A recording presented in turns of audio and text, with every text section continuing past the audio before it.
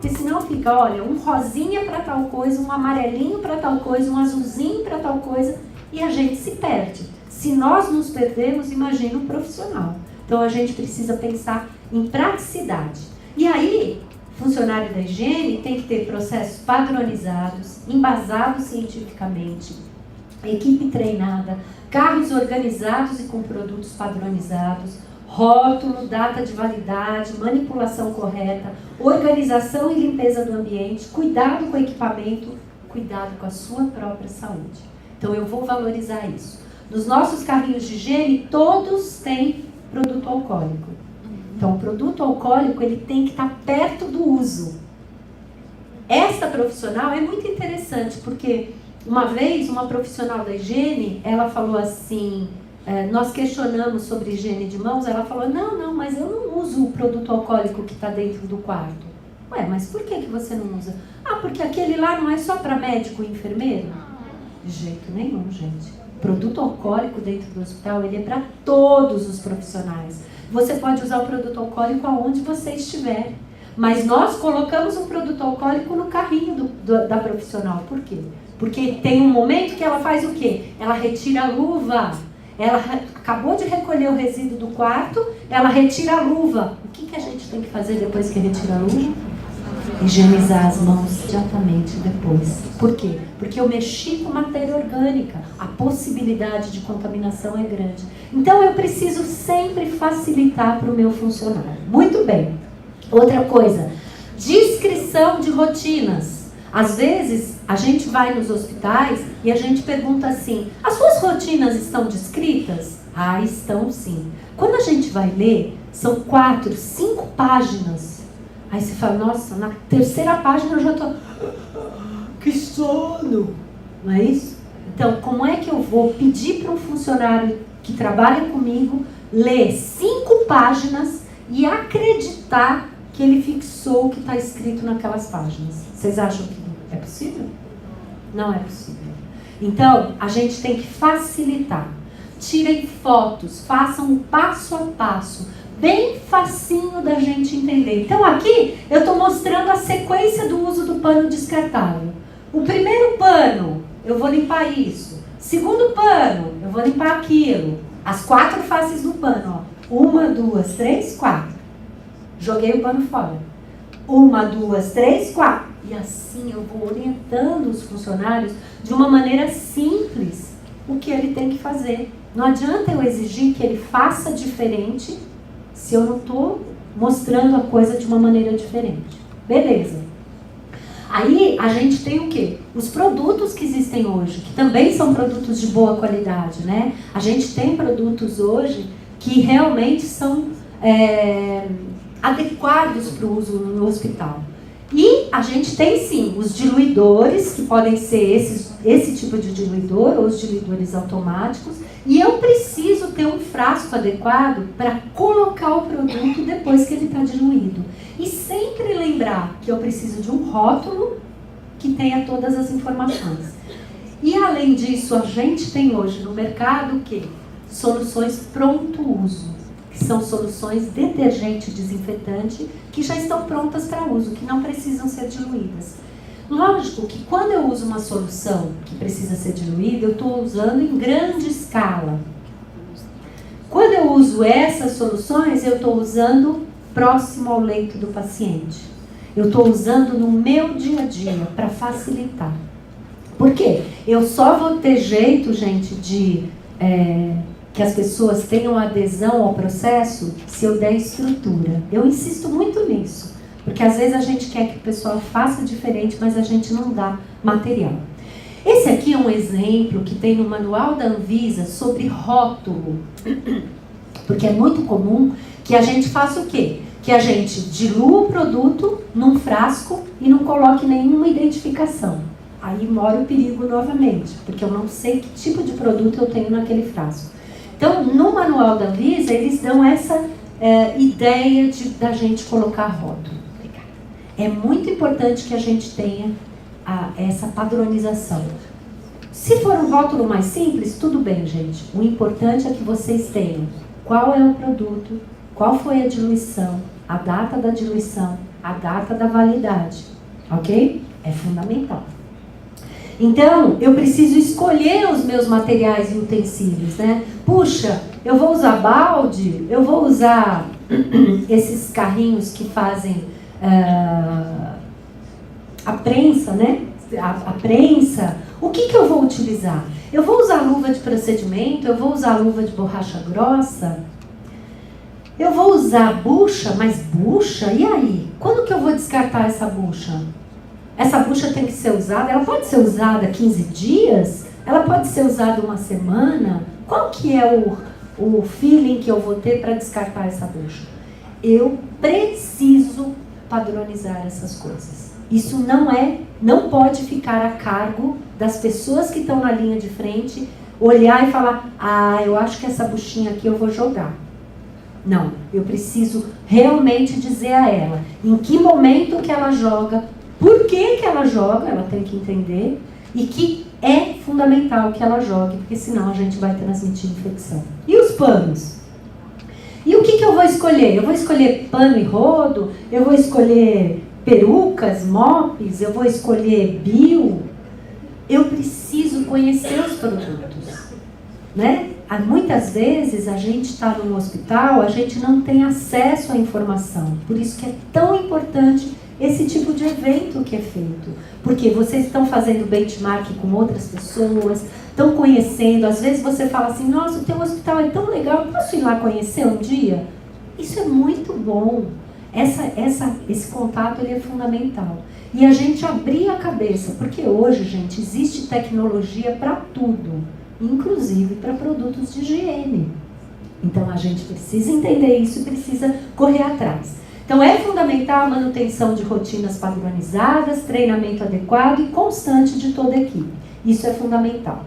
Tem uma outra coisa que é muito importante, eu não vou ler todo o trabalho, mas existem muitos trabalhos que comprovam que é o volume de desinfetante que você coloca no pano. O quão encharcado, úmido, aquele pano está. E que a boa limpeza e desinfecção, ela só acontece quando eu tenho realmente um pano encharcado. Muitas vezes o que a gente vê é um borrifamento do produto, uma passagem do produto que talvez na primeira passada o produto, a superfície realmente ficou úmida. Mas na segunda, na terceira, na quarta, aquilo lá já não existe mais. Então eu preciso fazer isso. Esse trabalho também diz isso. Pelo que o Fernando falou, vocês vão receber a apresentação. Se vocês quiserem o trabalho, depois ele entra em contato comigo, eu mando para vocês sem problema nenhum. Mas é exatamente falar isso, ó, passar o pano umedecido sobre a superfície equipamento, realizando fricção vigorosa. Passar o pano em sentido único, trocando as faces do pano. É fundamental. Outra coisa que é importante, DML. Como é que é o DML que a gente tem nos hospitais? Nem sempre é bom, né, gente? Às vezes é um buraco. O pessoal esqueceu de fazer o DML, depois para receber o alvará de funcionamento, eles têm que criar uma sala de DML. Aí eles pegam uma placa, colocam num muquifo e colocam lá, DML. E a gente tem que assumir que aquilo é um DML. O que é DML? Depósito de materiais de limpeza. Olha que bonito. Vira uma bagunça. Bom, então eu preciso ter, ele precisa ser adjacente às áreas em número suficiente, provido de tanque, ralo, água fria e com dimensão mínima de 2 metros quadrados, iluminação e ventilação adequada. É assim, né, gente? Estão tranquilos? Só que isso daqui a gente tirou da RDC 50. É uma lei, né? Então, quer dizer, se a gente começar a brigar pelas nossas coisas, né, quem vai brigar? E eu tenho que estar atento a monitorar a calibração dos diluidores regularmente. Para isso eu preciso da parceria das empresas. Lógico, eu não consigo fazer isso sozinho. Produtos diluídos devem ser fracionados em recipientes limpos, secos e rotulados. Eu estou reforçando isso faz tempo, né, gente? Porque não é bem a realidade que a gente vê por aí, né? Então, vamos prestar atenção. Bom, Agora vamos entrar numa celeuma. Por quê? São necessárias definições claras sobre a responsabilidade dos profissionais. Quem limpa o que, quando e como. Vocês já viram essa história, né? É um dilema. Por que é um dilema? Se eu pensar num ambiente como esse, bom, o ambiente está vazio, tem alguns equipamentos em volta, eu posso tranquilamente treinar o meu profissional, pode treinar o profissional da higiene para que ele execute o procedimento de maneira adequada. Agora, imagina nesse ambiente. Vocês acham que o profissional da higiene tem condições de fazer a limpeza e desinfecção de algum equipamento desse aqui? Hipótese nenhuma. Nem deve, né? Porque aqui eu tenho bombas de efusão, tenho monitor, tenho equipamentos de diálise, catéter. Então, eu tenho que entender que quando eu penso num ambiente que está vazio, eu posso sim treinar o meu profissional para que ele limpe adequadamente essas superfícies. Todas, inclusive os equipamentos, se for combinado dentro do hospital. Mas, a partir do momento que eu tenho o paciente dentro do quarto, eu tenho que fazer uma parceria com a equipe de enfermagem. Então, a equipe de enfermagem ela tem que ser responsável por limpar as superfícies altamente tocadas, que sejam de equipamento, e a equipe de higiene pode também fazer essa parceria para superfícies próximas que não estejam ligadas ao paciente diretamente. A mesinha de cabeceira, o telefone, a poltrona, tudo isso é responsabilidade da equipe de higiene. Mas tem que haver essa parceria. Só que para haver essa parceria, gente, eu tenho que ter produto. Então, a equipe de higiene, ela já tem os produtos dela, limpadores e desinfetantes, diluídos no carrinho. A equipe de enfermagem não tem. Então, ela precisa desses produtos pronto uso para que ela realmente tenha adesão ao procedimento de limpeza e desinfecção. É fundamental. Outra coisa que existe na literatura, que existe na legislação, mas que nem todos os hospitais têm, é um profissional da enfermagem, que pode ser um técnico ou um auxiliar de enfermagem, que auxilie na organização dos equipamentos. De novo, parceria. Então, eu tenho um profissional que vai lá, me ajuda. O paciente saiu de alta, a equipe de higiene e de enfermagem entram juntas. A equipe de enfermagem, ela cuida da bomba de infusão, de tudo que diz respeito ao equipamento, e ela só coloca na sala de equipamentos o que já está limpo e desinfetado. Por quê? Quando eu precisar, eu enfermeira, eu vou na sala de equipamentos e eu pego com tranquilidade, porque eu sei que alguém já fez isso por mim. Essas parcerias são importantes. Esse trabalho é bem interessante, eu só vou, está acabando o meu tempo, mas eu só vou fixar aqui, olha só. Seriam as melhores práticas de desinfecção de superfícies não críticas. O que a gente precisa ter são as rotinas descritas. Eu já comentei isso com vocês. E uma maneira fácil é você fazer tipo um tabelão. Ó, tipo de limpeza, se é uma limpeza concorrente ou terminal, então eu vou ver a periodicidade da limpeza. Quem é responsável, quais são os itens a serem limpos, qual o produto que eu vou utilizar e algum comentário que seja pertinente especificamente àquele material ou aquele equipamento que está sendo discutido ali. É uma tabela muito simples que pode vir junto com aquelas fotos que eu comentei com vocês. Porque aí os procedimentos eles vão ser muito mais facilmente compreendidos pela nossa equipe e também pelo controle de infecção. Porque o controle de infecção, ele não é mestre em higiene. Ele precisa aprender também. Então, nós vamos aprender juntos. Isso é muito importante. Só para registrar, se eu tenho uma superfície inadequadamente mantida, ela é muito mais difícil de ser limpa. Concorda? Como é que eu vou limpar colchão rasgado, cama enferrujada, mesinha enferrujada, piso sem acabamento adequado, parede cheia de buraco? Como é que eu vou limpar isso? É muito difícil. Então, a gente também tem que fazer um mutirão de manutenção dentro dos nossos hospitais, de troca de materiais, de pintura, de troca de colchões, é inadmissível. Não tem jeito de eu falar para um profissional da higiene: por favor, depois que o paciente sair, você limpa e desinfeta o colchão. Vocês acham que vai adiantar? Não vai adiantar. Então a gente também precisa brigar por isso. Quanta coisa que a gente precisa brigar, né? Brigar é maneira de falar, viu, gente? Eu digo assim, contra-argumentar, né? Tem embasamento para ir lá brigar pelos nossos pacientes e os nossos colaboradores. Então, a consequência de uma limpeza inadequada vai ser tudo isso aqui e vai acabar com a transmissão dos micro-organismos, sem dúvida nenhuma. Aqui é só para contar para vocês, olha só, o que vocês acham dessas fotos aqui? Isso daqui foi um surto de Clostridium difficile descrito por uma repórter nos Estados Unidos. A mãe dela entrou num hospital e acabou morrendo por infecção por Clostridium difficile. Ela, como repórter, ela foi estudar um pouquinho mais a respeito do Clostridium difficile e viu que havia uma parcela de contaminação ambiental que podia existir. E foi cobrado o hospital. Olha, minha mãe morreu, ela podia não ter morrido. E eles não se... Não, imagina, é porque ela era muito grave e tal. O que ela fez? Ela se candidatou a uma vaga no serviço de higiene, porque ela não era enfermeira, não era médica, não era nada. Ela falou: não, eu vou entrar nesse hospital de qualquer jeito.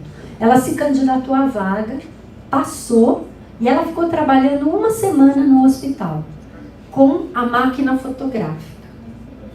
E aí, só com essas fotos, ela voltou lá na administração do hospital e falou assim: você acha que a minha mãe se contaminou aonde?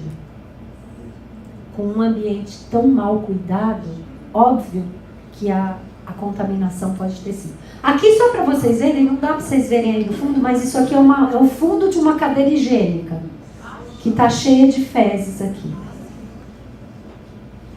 Como é que eu não passei? Bom, eu vou passar rápido aqui, só para reforçar, ó. Fotos do ambiente. Estão vendo isso aqui? O que é isso? Sujeira, né? Ó, sujeira. Então, eu tenho fungos crescendo dentro de um banheiro do TMO. O que é TMO? Transplante de medula óssea. O sujeito está lá, está com a imunidade lá embaixo. E aí eu ligo o chuveiro, o paciente tem um cortinho aqui no pé, eu ligo o chuveiro, a água vai pelo box, pega um pouquinho daquele fungo que estava lá no cantinho, entra pelo pé do paciente e causa fusariose. Fusarium é um fungo que pode existir em ambiente e pode matar as pessoas. Gente, não é brincadeira isso, é muito sério. Então, quando a gente fala que tem que valorizar o serviço de higiene, a gente tem que valorizar o serviço de higiene. E para isso eu preciso de treinamento e dimensionamento adequado, duas coisas fundamentais. E treinamento, eu não posso fazer o treinamento que nós estamos fazendo aqui hoje, viu, gente? Porque a metade já estaria dormindo. Deve ter gente dormindo também aqui, mas a metade da equipe já estaria dormindo. Eu preciso criar estratégias de treinamento diferenciadas. Com brincadeiras, com gincana, com participação, elas mostrando pra gente o que elas fazem, com filme, com jogo dos 7 erros, enfim. Eu preciso fazer com que elas estejam próximas a mim. Até aqui, gente, eu falei de coisas que têm a ver com todos os pacientes. Isso é precaução padrão. Às vezes, a gente tem pacientes em precauções especiais, não é? Precaução de contato, precaução por gotícula, precaução por aerossóis. Muitas vezes, as bactérias multiresistentes são essas aqui as mais frequentes e essas que sobrevivem muito bem no ambiente. Então, eu preciso entender que se eu tiver um paciente com precaução de contato, eu tenho algumas coisas extras a fazer. não em termos de limpeza. O produto que eu vou usar, ele é exatamente igual, a técnica que eu vou usar é exatamente igual. A diferença na precaução de contato é que o profissional vai retirar os resíduos com a luva de borracha grossa, higieniza as mãos. Vai vestir o avental descartável, calçar a luva de procedimento nas duas mãos, limpar e desinfetar toda a superfície do quarto, retirar as luvas e avental, higienizar as mãos, iniciar a limpeza do piso com mop, higienizar as mãos. Vejam que a partir daqui eu não uso mais o avental e a luva. Por quê? Porque eu já limpei as superfícies do ambiente. Eu só estou fazendo a limpeza do piso. E isso eu vou fazer 2 vezes por dia. Essa é a diferença. O produto é exatamente igual. Na gotícula é utilizar a máscara e na aérea utilizar a máscara N95. Óbvio, eu preciso treinar meus funcionários, tá? Eu vou passar rápido aqui, porque o meu tempo já esgotou, mas o que eu gostaria de dizer? A apresentação vai estar com vocês. É muito importante que vocês criem uma sistemática de ter indicadores. Indicadores da qualidade do serviço que vocês estão prestando. Que podem ser indicadores de resultado, podem ser indicadores de processo e podem ser indicadores de estrutura.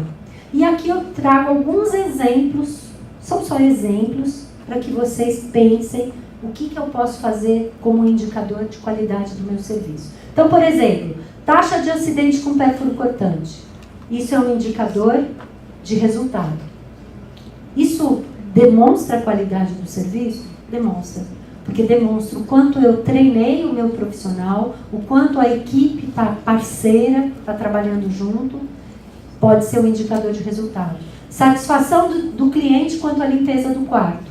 Um indicador de processo. Eu posso usar essa informação para melhorar a qualidade do meu serviço. Porcentagem de falta de saneantes mês. Cláudia, chega no dia 20 do mês, eu não tenho mais produto para usar. Aí eu começo, aqueles poucos que eu tenho, eu começo a diluir para ele render até o dia 30, que é quando vai chegar mais produto. Eu não sei se vocês têm esse problema, mas eu já vivenciei isso em hospitais por aí. Porcentagem, número de itens inadequados encaminhados com a roupa suja para a lavanderia. É um indicador também. Então, são coisas que a gente pode fazer. Para a gente avaliar, a gente tem avaliação visual, método fluorescente, ATP e avaliações microbiológicas. Eu não vou entrar em detalhes, a única coisa que eu quero dizer é que se vocês têm avaliação visual do quarto, é uma avaliação que já é muito subjetiva. Então, eu preciso ter um instrumento que me auxilie a ser o menos subjetivo possível. Tá? O ATP e etc. Então, eu tenho várias formas de monitorar. A Miriane vai até mostrar para vocês uma forma que está sendo lançada pela Oleac, que é super interessante, que são esses marcadores que você planta alguns pontos com esses marcadores fluorescentes e você faz educação do teu pessoal com essa estratégia. Muito interessante.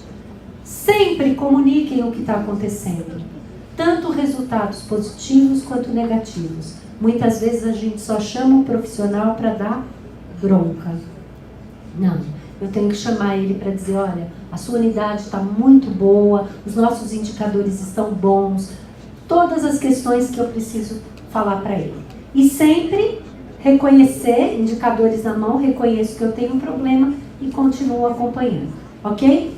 Então, para eu ter uma assistência segura, já finalizando, eu preciso disso aqui. Recursos humanos, estruturais, materiais, equipamentos, mas eu preciso gerenciar. Então, vocês que estão aqui hoje, que são do serviço de higiene, vocês também têm que gerenciar o serviço de vocês. Não é só entregar quarto. Entregar quarto é uma coisa muito simples para pessoas que estão aqui, tá? Então, a ideia é que a gente sempre questione as coisas que estão acontecendo. Então, a gente não pode parar de questionar. Imagina, quando eu comecei a fazer controle de infecção, eu tinha um pensamento, hoje eu tenho outro pensamento. Então, a gente precisa sempre estar estudando, estar trabalhando com novos conceitos, fazendo esse network que é fundamental, tá? Muito obrigada, desculpa se eu passei do tempo um pouquinho, tá?